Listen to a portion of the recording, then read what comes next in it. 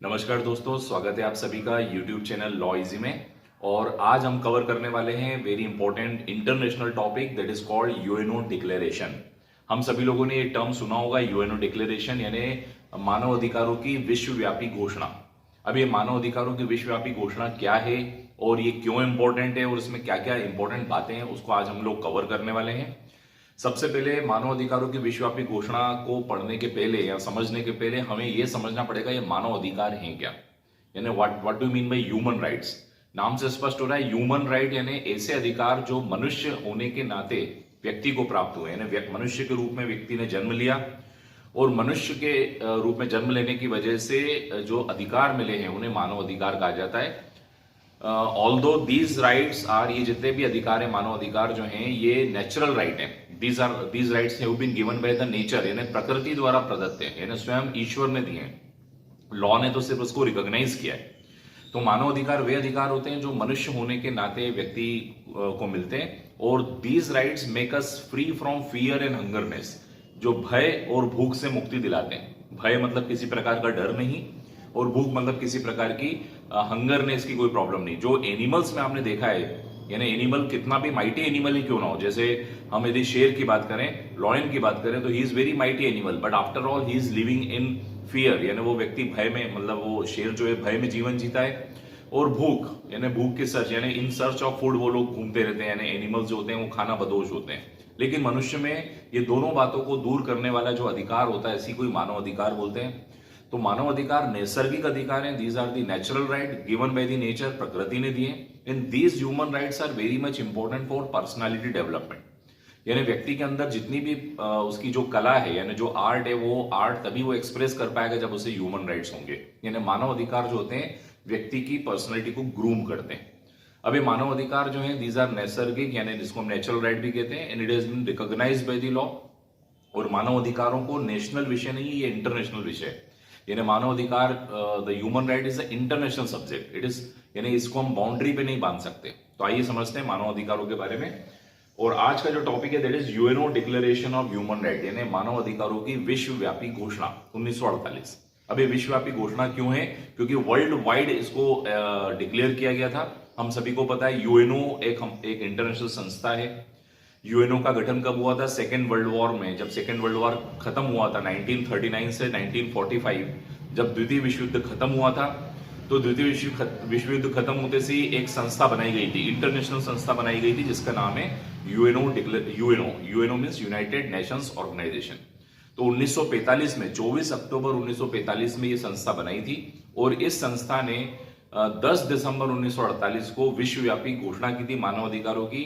यानी इसका मतलब ये होता है कि पूरे वर्ल्ड में जितने भी मानव हैं उन सबको ये अधिकार मिलना चाहिए। वहां का जो देश है, जो कंट्री है, वो इन सभी व्यक्तियों को ये अधिकार उपलब्ध कराए। इस एक्सपेक्टेशन के साथ यूएनओ डिक्लेरेशन हुआ था। तो यूएनओ डिक्लेरेशन एक इंटरनेशनल डॉक्यूमेंट है, एक इंटरनेशनल यानी अंतर्राष्ट्रीय दस्तावेज है। और ये अपेक्षा की जाती है कि विश्व के प्रत्येक देश इसका पालन करेंगे और इसको लागू करेंगे। तो सबसे पहले द ह्यूमन राइट जो होते हैं, मानव अधिकार जो है, ये एक इंटरनेशनल सब्जेक्ट है। जैसा कि हम लोगों ने समझा कि मानव अधिकार किसी एक देश विशेष का विषय नहीं है, किसी राष्ट्रीय विषय नहीं है, ये एक इंटरनेशनल सब्जेक्ट है। तो इसके लिए अंतर्राष्ट्रीय समुदाय ने चिंता व्यक्त की।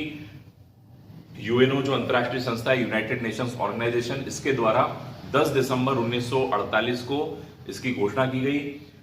रिजोल्यूशन नंबर 217, यानी यूएनओ ने 217वां रिजोल्यूशन जो था, 217वां यानी जो रिजोल्यूशन, यानी अभी तक यूनाइटेड नेशंस ऑर्गेनाइजेशन ने 216 रिजोल्यूशन तो पास कर लिए थे। 217वां रिजोल्यूशन जो था ये 10 दिसंबर 1948 को पास हुआ था और इसका नाम है यूएनओ डिक्लेरेशन, यानी मानव अधिकारों की विश्वव्यापी घोषणा।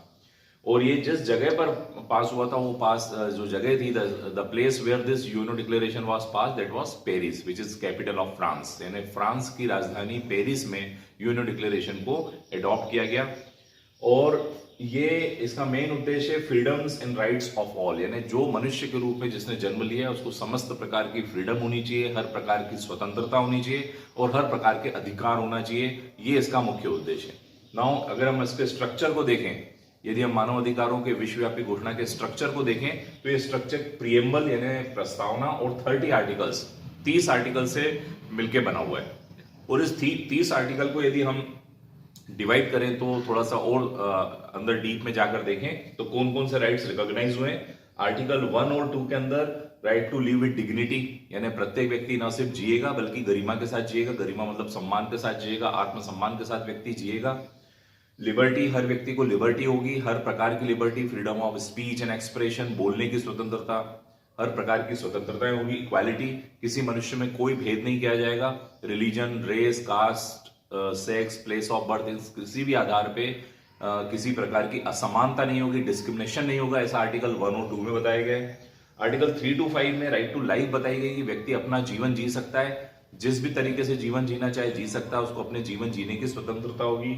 स्लैवरी नहीं होगी, आपको सभी को पता है पहले गुलामी प्रथा चलती थी, गुलामी यानी स्लैवरी सिस्टम चलता था। यूएनओ डिक्लेरेशन के बाद स्लैवरी सिस्टम पूरे वर्ल्ड से हटा दिया गया कि कोई गुलामी नहीं होगा, कोई व्यक्ति किसी को गुलाम नहीं बनाएगा, स्लेव नहीं बनाएगा।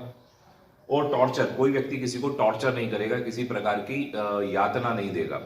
इसके बाद आर्टिकल 6 से 11 जो है ये रेमेडीज की बात करता है। यदि किसी व्यक्ति के अधिकारों का उल्लंघन हो रहा है तो उसको कैसे रेमेडीज मिलेगी, how he will avail the remedies. Remedies means kind of relief, यानी कानून में उसको किस प्रकार से रिलीफ दी जाएगी, इसके बारे में आर्टिकल 6 से 11 बताता है। आर्टिकल 12 से 17 तक फ्रीडम्स बताई गई है, विभिन्न प्रकार की फ्रीडम, फ्रीडम ऑफ एसोसिएशन, कहीं पे इकट्ठे हो सकते हैं, फ्रीडम ऑफ ट्रेड, रेसिडेंस, निवास करने की स्वतंत्रता, कारोबार व्यापार करने की स्वतंत्रता। मूवमेंट बताया गया कि कहीं भी व्यक्ति मूव कर सकता है, कहीं भी स्वच्छंद विचरण कर सकता है। रेसिडेंस यानी कहीं पर भी निवास कर सकता है, कोई व्यक्ति किसी को भगा नहीं सकता है कि आप यहां निवास नहीं करेंगे। Every person has freedom to residence. Article 18 से आर्टिकल 21 तक राइट टू रिलीजन बताया गया है, कोई व्यक्ति कोई सा भी धर्म अपना सकता है, किसी को इंसिस्ट नहीं किया जाएगा कि आप यही धर्म अपनाएं। तो धर्म की स्वतंत्रता दी गई है। पॉलिटिकल फ्रीडम, राजनीतिक रूप से स्वतंत्रताएं दी गई है। पॉलिटिकल फ्रीडम में राइट टू वोट आता है, कॉन्टेस्ट इलेक्शन आता है, चुनाव लड़ना, वोट डालना, अपने जनप्रतिनिधियों को चुनना।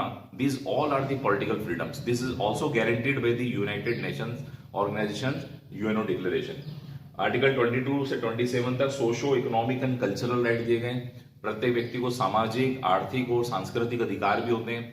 सामाजिक अधिकार मतलब समाज में रहने का, समाज में व्यापार करने का, समव्यवहार करने का, मैरिज करने का। इकोनॉमिक राइट्स का मतलब होता है, इकोनॉमिक मतलब मॉनेटरी राइट्स की बात हो रही है तो इकोनॉमिक राइट्स भी दिए गए। कल्चरल मतलब अपनी लैंग्वेज को, अपनी स्क्रिप्ट को, अपनी भाषा, लिपि, संस्कृति, त्योहार, इनको मनाने की भी हर आदमी को स्वतंत्रता है। तो ये सारी स्वतंत्रताएं 22 से 27 में बताई गई है। और 28 से 30 में कुछ ड्यूटीज भी बताई गई है। 28 से 30 में ये बताया गया है कि प्रत्येक व्यक्ति की ड्यूटी भी होगी, ड्यूटी ऑफ इंडिविजुअल, यानी हर व्यक्ति की ड्यूटी भी होगी टुवर्ड सोसाइटी, यानी समाज के प्रति भी प्रत्येक व्यक्ति का कुछ न कुछ कर्तव्य होगा। तो इस प्रकार यूएनओ डिक्लेरेशन इतनी बातों को अपने अंदर समेटता है। तो कुल मिला के यूएनओ डिक्लेरेशन जो है मानव अधिकारों की विश्वव्यापी घोषणा, इसका तात्पर्य यह है कि इसने मानव अधिकारों को पूरा एक्सप्लेन किया कि पूरे वर्ल्ड में मानव अधिकार होंगे और मानव अधिकार के लिए प्रत्येक देश अपने यहाँ पर प्रयास करेगा। और ये एक्सपेक्टेशन करता है यूएनओ डिक्लेरेशन कि हर देश इसको अडॉप्ट करेंगे। अब हम कई देशों में देखते हैं, कई देशों में इसको पूरा अडॉप्ट किया गया है, कई देशों में इसको अडॉप्ट नहीं किया जाता है। अनेक देशों में जहां पे आईएसआईएस या ये जो तालिबान, अफगानिस्तान वाले मामले हैं, वहां पर मानवाधिकारों का स्पष्ट रूप से उल्लंघन होता है। लेकिन अनेक यूरोपियन देशों में, अमेरिका में मानवाधिकारों को या भारत में मानवाधिकारों को पूरी तरीके से पालन किया जाता है। So it is all about UNO declaration of the human rights. यह सभी मानवाधिकार की विश्वव्यापी घोषणा के बारे में ये छोटा सा वीडियो लेक्चर आप सभी ने देखा। धन्यवाद। कृपया मेरे यूट्यूब चैनल लॉ इजी को सब्सक्राइब करें। Thank you so much.